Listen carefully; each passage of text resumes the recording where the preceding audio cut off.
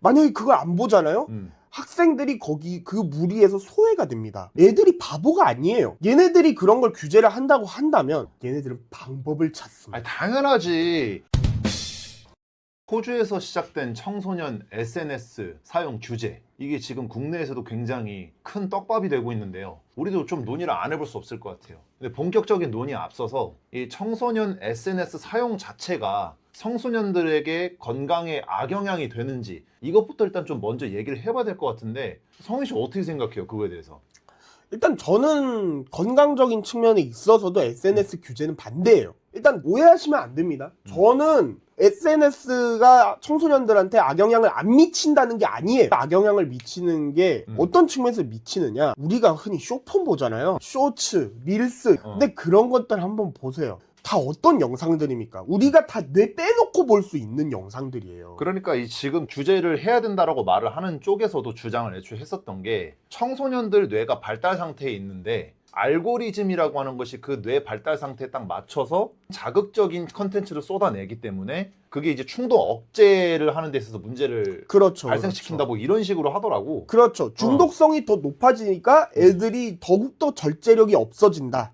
그렇기 때문에 규제를 해야 된다가 이제 규제 찬성하는 사람들의 입장인 거죠. 그런데 우리가 그 전에 한번 생각해 볼 측면이 하나 있어요. 어떤 부분? 우리가 과연 SNS를 단순히 어떤 미디어 컨텐츠 소비의 영역으로만 사용을 하느냐, 그거를 우리가 한번 잘 생각해 봐야 됩니다.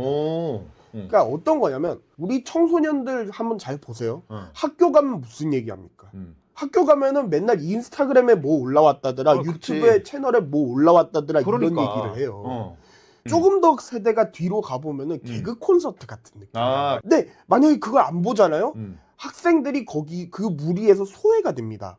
그러면 애들하고 공감대가 형성이 안 돼요. 이제 인스타그램에서 보면은 DM도 있지만 그룹 챗이라는 게 있잖아요. 맞아. 그룹 채팅 요즘 생겼다고. 그러니까 그룹 채팅을 하면서도 서로 이제 대화 나누고, 그렇지. 공감대를 또 나누고, 야 이거 영상 재밌더라, 이거 릴스 재밌더라, 이런 식으로 또 공유하고, 그렇게 이제 공감대가 형성이 된단 말이에요. 그런데 만약 이 상태에서 규제를 한다고 해봅시다. 그러면 애들이 어떻게 될까요? 애들이 그런 거를 오히려 대화를 할 수 있는 장이 하나가 없어져 버리는 거예요. 그렇게 된다면은 그 나이대 애들은 서로 그런 어떤 공감대를 형성하고, 그러면서 사회생활을 연습하고, 그런 과정이 있는데 그 과정 중에 수단이 될 수 있는 그런 거 하나를 없애버린다? 그건 오히려 아이들한테 악영향을 미칠 수가 있는 것이죠. 그럼 애초에 이제 그런 거를 규제하는 것 자체가 아이들의 어떤 인적 커넥션, 그리고 사회성 발달, 이런 거를 퇴화시킬 수도 있는 거네. 그런 부작용도 충분히 있을 수가 있는 거죠. 그리고 두 번째로, 애들이 바보가 아니에요. 얘네들이 그런 걸 규제를 한다고 한다면 얘네들은 방법을 찾습니다. 아니, 당연하지. 야동 사이트도 다 방법 찾아가지고 들어가잖아. 그래, 들어가고. 그래, 우리 VPN, 뭐 VPN이나 유니콘 그거 켜가지고. 솔직히 말해보자. 야, 규제하려는 놈들도 예전에 빨간 비디오 보려고 진짜 민증 갈아내고, 야 진짜 이런 얘기하면 우리 이제 늙크크 되는데 니들도 빨간 비디오 보려고 다 썼잖아, 니들도. 아니 근데 똑같은 거 아니야, 애들도. 그지? 맞지. 야동까지 갈 필요도 없어. 옛날에 셧다운제 있었잖아, 셔다운제. 맞아. 셧다운제 생각난다. 우리가 키즈짱, 시장놀이 이런 거 12시부터 6시까지 그 사이에 못했잖아. 그 키즈짱 그거 얼마나 재밌었는데, 그게. 키즈짱? 내가 생각하는 건 카트라이더인데, 이거 너무 틀딱인가, 이렇게 얘기하면은? 카트라이더도 있지. 카트라이더도 있고. 뭐 카트라이더도 있고 별의별 게 다 있는데, 근데 중요한 건 뭐냐면, 얘네들 그때 뭐 했습니까? 부모님 민증을 훔쳐가지고 그걸로 뚫었다 이 말이야. 그러니까 애초에 시효성 자체가 없다 이거잖아. 나 어릴 때도 그렇고 지금도 그렇고 막 마인크래프트 무료 다운받기 막 이런 거 검색해가지고 애들 다 다운받는단 말이야. 그렇지. 애들은 언제나 방법을 찾아요. 만약에 이 SNS 규제하잖아요. 그렇지. 얘네들 VPN 깔고 뭐 우회 경로 다 찾아가지고 얘네들 결국엔 다 SNS를 하게 됩니다. 진짜 근데 개망신인 게 여기서 마인크래프트 얘기가 나와서 내가 갑자기 뉴스 하나가 생각이 났거든. 해외 외신에서 지금 셧다운제 이것 때문에 마인크래프트 해외 유저들이, 야 한국은 레고 쌓기 게임을 갖다 규제를 하는 미친 국가구나, 그런 얘기를 하는 거야.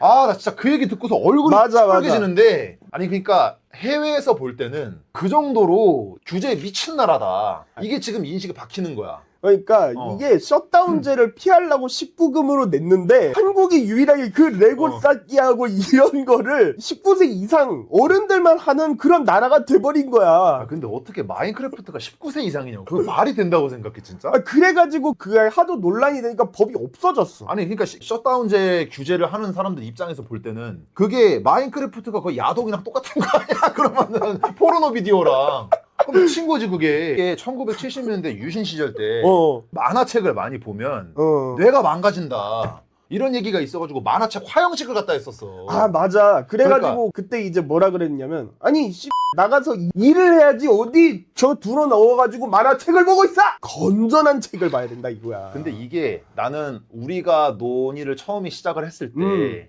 건강적 측면에서 봐야 된다고 얘기했잖아. 그렇죠. 근데 난 여기서도 솔직히 좀 이견이 많아. 왜 그러냐면 물론 그거는 있어. SNS가 확실히 중독성이라고 하는 측면에 있어서는 나쁜 측면이 있는 게 맞는데 그게 과연 청소년들한테만 해당되는 문제냐. 맞아. 아니 왜 그러냐면 어른들도 다 알고 있어. 요즘 하도 핸드폰 많이 보고 유튜브 많이 보니까 거북목 오고 눈 나빠지고 20대 30대 애들이 노안이 빨리 오고 있다라는 거야. 그래서 다 그렇게 겪고 있어 지금. 그래서 막 거북 유방단 이러잖아. 거북 유방단이 거기서 왜 나와? 막 이제 목처럼 목이 앞으로 이렇게 그렇지. 되고 막 여유증 배 나오고. 불러 뛰어나오고. 그 본인 지금 비하하는 거야 지금.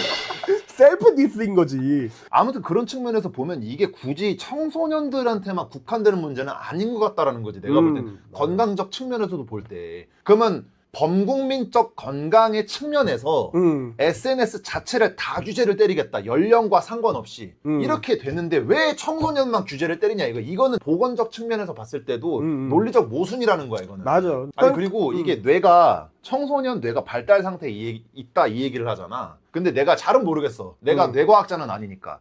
근데 내가 여지껏 봤었던 책들에 의하면 뇌는 발달을 멈추지 않아. 물론 그 25살 이상부터는 뇌가 발달되는 속도가 청소년 때보다는 속도가 줄어들겠지.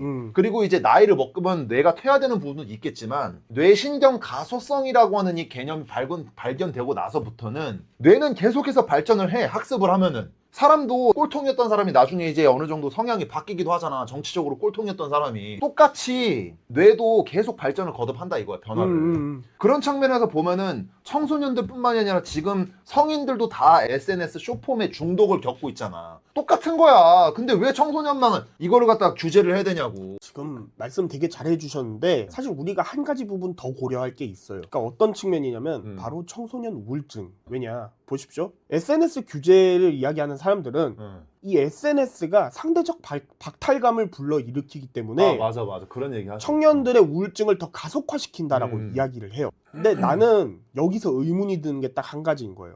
우울증이 드는 그 원인이 정말 SNS만 있을까? 난 그거 아니라고 보거든요. 우리가 잘 생각해봐요. 애들이 집이 불우하거나 아니면 뭐 가정폭력을 당한다거나 친구하고도 관계가 안 좋다거나 이럴 때 청소년들이 우울감을 가집니다. 그러니까 얘네들은 어디서 모이냐? 자기네들을 이제 받아줄 그런 커뮤니티를 찾기 시작하고 그치. 거기서 이제 SNS가 그 제 영향을 대안 공간으로서 예. 그 SNS가 역할을 하는데 그렇죠. 그런데 만약에 SNS가 규제가 되고 그 사람들이 없어진다? 그러면 걔네들은 어디서 도움을 받아요? 오히려 그렇게 생각해보면 우울증이 더 심화될 수도 있겠네. 맞아요. 지금 일본 한번 나가보세요.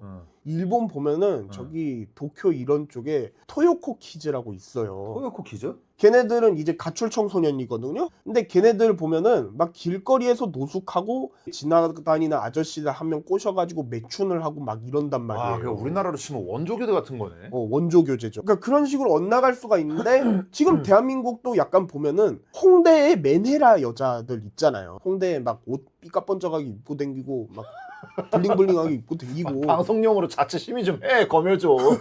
정신이 좀 이상한 그런 애들이 있단 말이에요. 그런 애들 보면은 나이대가 한 10대에서 20대 그런 애들이에요. 아직 덜 성숙한 애들이란 말이지. 근데 이런 애들이 점점 더 늘어날 수가 있다는 거야. SNS를 오히려 규제를 하게 되면 규제를 했을 때 이렇게 엇나간 애들이 더 늘어날 수가 있다고. 단순히 이런 메네라 애들뿐만 아니라 비행 청소년들 있잖아요. 그치. 소위 말하는 날라리들. 이런 날라리 애들도 더 늘어날 수가 있는 거예요. 그러니까 그게 SNS가 오히려 애들 붙잡고 있는 걸 수도 있겠네. 맞아요. 탈선하지 말라고. 맞아요. 오히려 그게 억제기가 되는 걸 수도 있고 자기의 어떤 울분이라든지 아니면 슬픔 이런 것들을 건전하게 풀 수 있는 장소로도 기능을 할 수가 있다는 겁니다.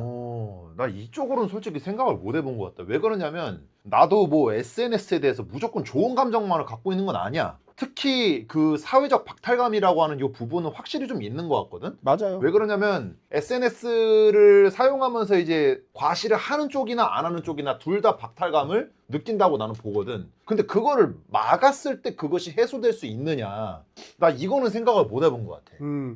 그러니까 사실 지금까지 이야기가 나온 그런 SNS의 유해성 이런 것들은 어떤 게 문제냐면 바로 학부모들이 아이들을 가르칠 때 적절하게 이제 SNS를 통제하고 건전한 방식으로 사용하는 방법을 교육해야 되는데 그걸 교육하지 않고 노출을 시켜버린 거예요. 뭐 어릴 때도 잘 보면은 막 애들 뭐 좀 케어하기 힘들 때 아이 너 이거 뽀로로 틀어줄 테니까 봐 이런 식으로만 얘기하잖아요. 그러니까 약간 그런 게 쌓이고 축적되고 이러다 보니까 생긴 문제들이에요. 그렇기 때문에 사실은 이런 건강 측면에서 SNS를 규제하자라는 주장을 그냥 성급하게 내뱉기에는 좀 아직 무리가 있다고 저는 생각을 하고 더 나아가서 그런 건강 문제에 있어서 SNS를 통제해야 되는 그 주체는 학부모들이 학생을 통제를 해야 되는 것이지 정부나 국회가 애들을 통제해서는 안 된다라는 이야기를 하고 싶은 거예요. 그러니까 결국은 SNS 규제라고 하는 게 오히려 청소년들의 건강을 악화시킬 수도 있다. 그렇죠. 정신 건강. 오히려 엇나가게 만들 수가 있다.